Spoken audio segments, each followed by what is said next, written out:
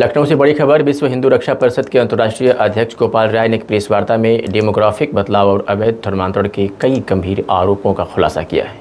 बलरामपुर निवासी जबीरुल्लाह ने आरोप लगाया कि पूर्व सपा सांसद रिजवान जहीर के सहयोगियों ने सैकड़ों फर्जी वोटर बनाकर सरकारी जमीन पर कब्जा करके अवैध निर्माण किया और हिंदू परिवारों की जमीन पर कब्जा कर अवैध धर्मांतरण करवाया। इसके अलावा झारखंड और दिल्ली से पीड़ितों ने भी अपनी बच्चियों के अपहरण और जबरन धर्मांतरण के गंभीर मामले मीडिया के सामने रखे। सिद्धार्थनगर से अब्दुल हकीम खान ने पाकिस्तानी नेटवर्क से जुड़ी अंतर्राष्ट्रीय साजिशों और करोड़ों की संपत्ति अर्जित करने के आरोप भी पेश किए।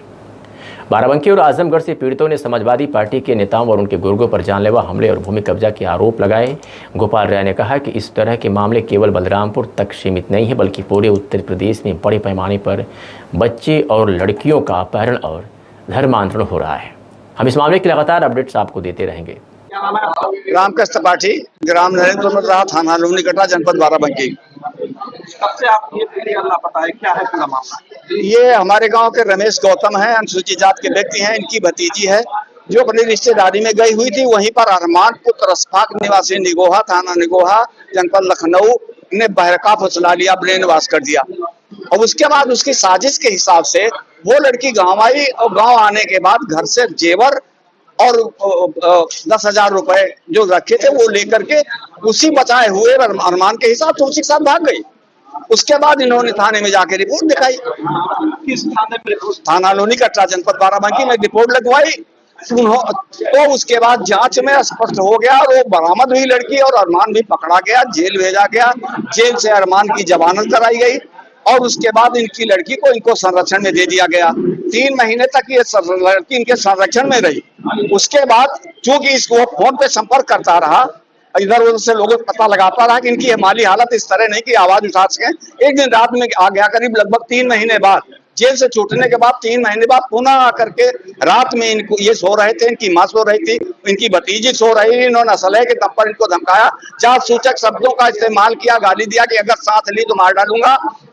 बच्ची को उठा कर लेकर, चूंकि धमकी देती थी, सांस नहीं लिए, बच्ची को उठा लेके, साथ में उसका मोबाइल था वो उठा कर लेके थे। आज तक लड़की का कोई पता नहीं हुआ। स्पष्ट रूप से धर्मांतरण का मामला है, क्योंकि सनातन धर्म की रक्षा के लिए हर व्यक्ति की नैतिक जिम्मेदारी बनती है कि कुछ ना कुछ योगदान दिया जाए।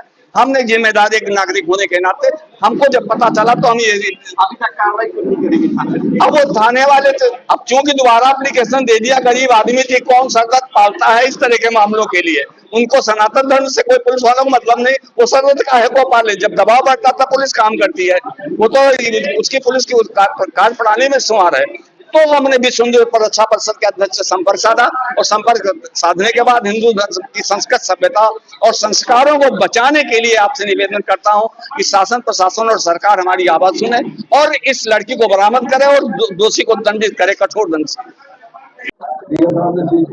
इसके बाद 5-6 करोड़ की संपत्ति है। आप लोगों से आग्रह करूंगा सरकार से कि उसकी संपत्ति जितनी है सब जब्त की जाए और सबको बोलिया चलाया जाए। और मदरसा, इसका मदरसा भी बनाया है। कहाँ बनाया है, कहाँ बने, पूरा क्लियर बताइए। जिले बनाया है, कहाँ बनाया है बताइए। संत कबीर नगर में रजिया के नाम से ये मदरसा ठीक भी हुआ है और बगल में इसने जमीन लेके मदरसा चला रहा है। इसका मदरसा भी जीवन है, बीच की दीवारें तोड़ दिया, जबकि सरकार ने ठीक कर दिया तो इसका कोई अधिकार नहीं। इसका पूरा साम्राज्य संत कबीर नगर में है और कहीं है और तमाम जगहों पे है।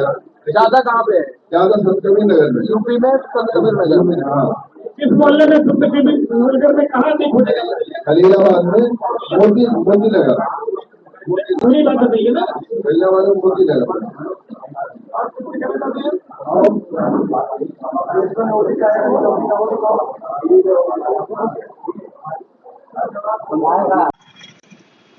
बलरामपुर धर्मांतरण मामले में झांगुर का तिलिस्म खत्म होने का नाम नहीं ले रहा है। लगातार पीड़ित आते हुए नजर आ रहे हैं।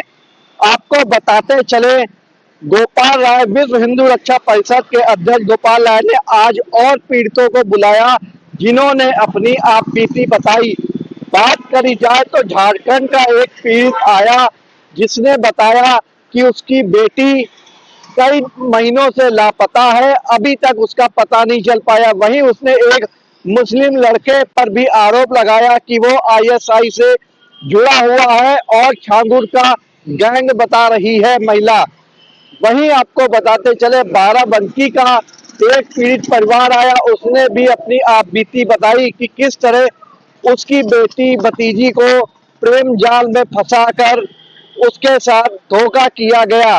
बात करी जाए तो लगातार धर्मांतरण परिवर्तन के मामले सामने आ रहे हैं।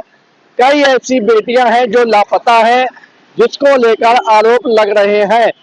उसको लेकर आज पीसी करी गई और वही पीड़ितों ने अपना दर्द बयां किया है। लेकिन बात करी जाए, कई ऐसे झारखंड की पुलिस पर भी आरोप लगाया कि कोई कार्रवाई नहीं कर रहे हैं। अब देखने वाली बात यह होगी लगातार इन मामलों को लेकर कहां तक पुलिस कार्रवाई करती है। लखनऊ से निखिल सोगी, इंडिया 24/7 लाइव टीवी।